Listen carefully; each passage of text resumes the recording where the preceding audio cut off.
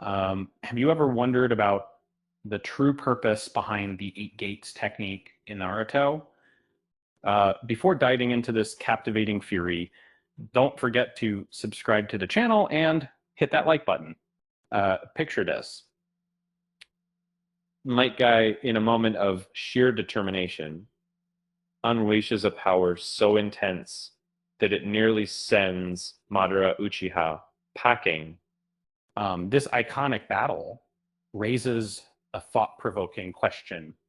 What if the eight gates were never meant to be a survival technique? According to a fascinating theory, the eight gates were designed not for training or self-improvement, but as a last-ditch effort during the Warring States era. Uh, uh, Imagine soldiers using this technique in their final moments, taking down enemies with them. It's a grim yet effective strategy, and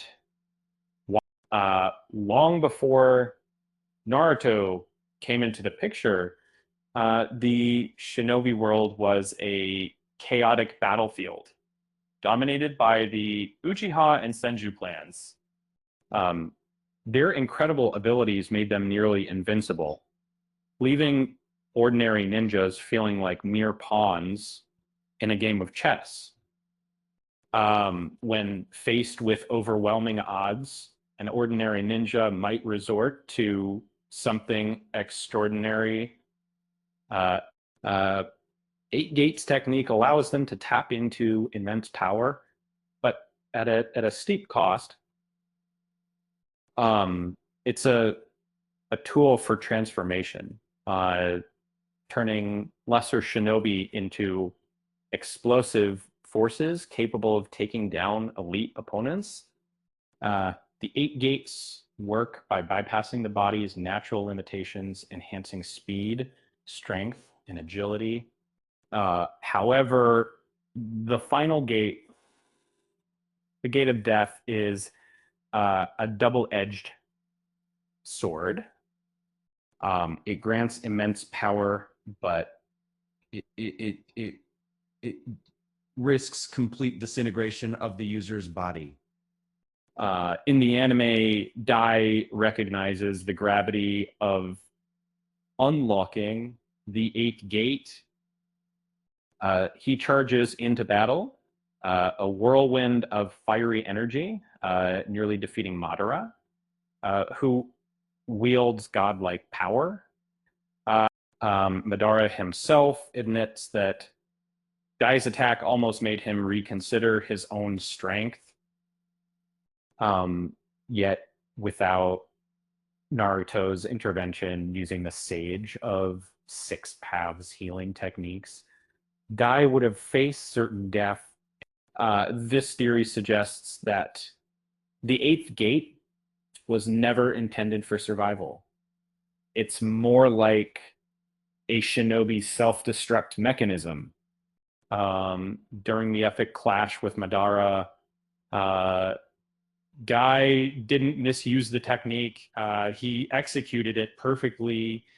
For the first time, the eight gates were used as a final devastating move, showcasing the true potential of this powerful technique. Dai's assault was unlike anything seen before, overpowering even the strongest ninjas and tailed beasts. Madara acknowledged Guy as the most formidable taijutsu practitioner he had ever faced, a testament to the technique's lethal effectiveness. In his final act, known as the Night Guy, Guy exemplified the Eight Gates' purpose, transforming an ordinary ninja into a weapon of mass destruction, sacrificing himself to inflict the significant damage on an invincible foe. No fancy jutsu, just raw power and determination. This theory adds a layer of sadness to the Eight Gates. Guy, a true legend, embraced this technique, using it not just for battle, but to protect the world. Uh, Teaching such a dangerous technique to a child requires immense selflessness and perhaps a hint of madness. So the next time you watch that epic fight scene, remember that the eight gates were never about gaining power. They were a desperate measure with dire consequences.